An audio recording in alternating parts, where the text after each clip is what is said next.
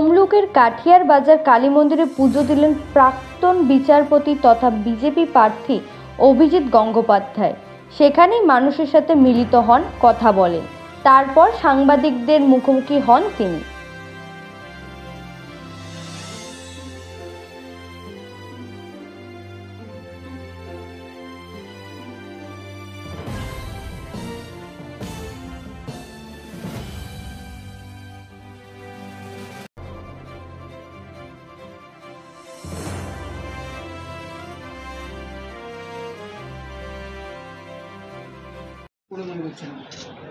প্রভাব পড়া উচিত বলে আমি মনে করি, এবং মানুষ নিশ্চয়ই এর মধ্যে বুঝে গেছেন যে পশ্চিমবঙ্গের শিক্ষা ব্যবস্থাটাকে এই মমতা ব্যানার্জি একেবারে দায়িত্ব নিয়ে ধ্বংস করে দিয়েছেন। সব ছাত্রছাত্রী তো আর তাদের বাপের তো এত পয়সা নেই বা পরিবারের এত পয়সা নেই যে সবাই লামার্সে গিয়ে পড়বে, লামার্সে নিয়ে পড়বে না। তারা অধিকাংশই পড়বে এই সরকার পোষিত স্কুলগুলোয়, যে স্কুলের শিক্ষা ব্যবস্থাটাকে তিনি সাকসেসফুলি উদ্দেশ্য প্রণোদিতভাবে ধ্বংস করে দিয়েছেন। সুতরাং আমি আশা করব যে মানুষ এই সম্বন্ধে সচেতন হয়ে গেছেন এবং তার একটা প্রতিফলন ভোটিং মেশিনে পড়বে। যারা টাকা নিয়ে চাকরি দিয়েছিল তাদের কি শাস্তি হবে বলে মনে করছেন, বা তাদের কি করা উচিত? করা উচিত তো ভাই, আমার হাতে ক্ষমতা থাকলে তো আমি ধরে ধরে ল্যাম্পপোস্টে ঝুলিয়ে দিতাম। ঠিক আছে, এখন তাদেরকে এই প্রশাসন, এই শাসন ব্যবস্থা কি করবে, বিচার ব্যবস্থা কি করবে, একটা বিচার কারাগারে করে রেখে দেবে, বন্দি করে রেখে দেবে, এটাই করবে। তাদের ক্ষেত্রে আমি বলবো যে মমতা ব্যানার্জির এবং মমতা ব্যানার্জির ভাইপো ব্যানার্জি কোমরে দড়িয়ে দিয়ে প্রকাশ্য রাস্তায় নিয়ে আসুন। তাদের ব্যক্তিগত সম্পত্তি থাকে, তাদের কোটি কোটি টাকা, কোটি কোটি ডলারের সম্পত্তি তারা পশ্চিমবঙ্গ থেকে শোষণ করেছে।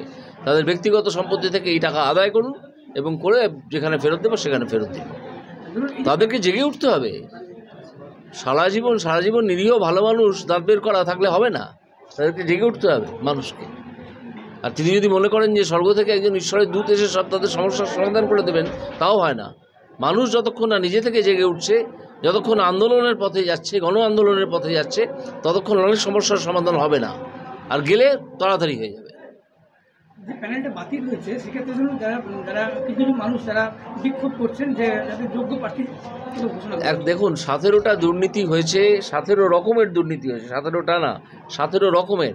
সেই দুর্নীতির ফলে মুড়ি এবং মিছরি, মুড়ি এবং মুরগি আলাদা করা যায়নি, যে কারণে আদালত বাধ্য হয়েছে মমতা ব্যানার্জির এই চক্রান্তে। মমতা ব্যানার্জি এটা করতে দেননি। আদালত অনেকবার আদেশ দিয়েছিল এমন কিছু তথ্য আমাদেরকে দাও, সেগুলো তারা দেননি, যে কারণে মমতা ব্যানার্জি সম্পূর্ণত দায়ী এই এতজনের চাকরি চলে যাওয়ার ব্যাপারে। তাকে দায়িত্ব নিতে হবে, তাকে কৈফিয়ত দিতে হবে। কি পোস্টার আমি জানি না, ফেলেছে কি আছে, পোস্টার তো দিতেই পারে, যা খুশি লিখতে পারে, তাতে আমার কিছু যাচ্ছে আসছে না, মানুষ বুঝে নেবে। ঠিক আছে।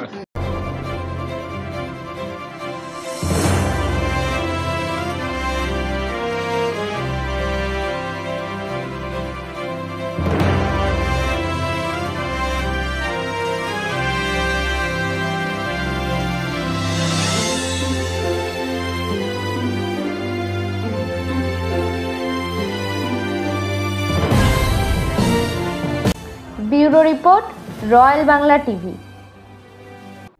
সমবায়িকা, স্বপ্ন পূরণে অঙ্গীকারবদ্ধ।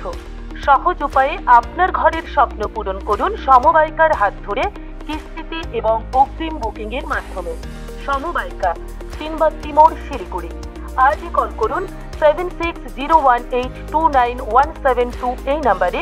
এছাড়াও কল করতে পারেন 8617037678 এই নম্বরে।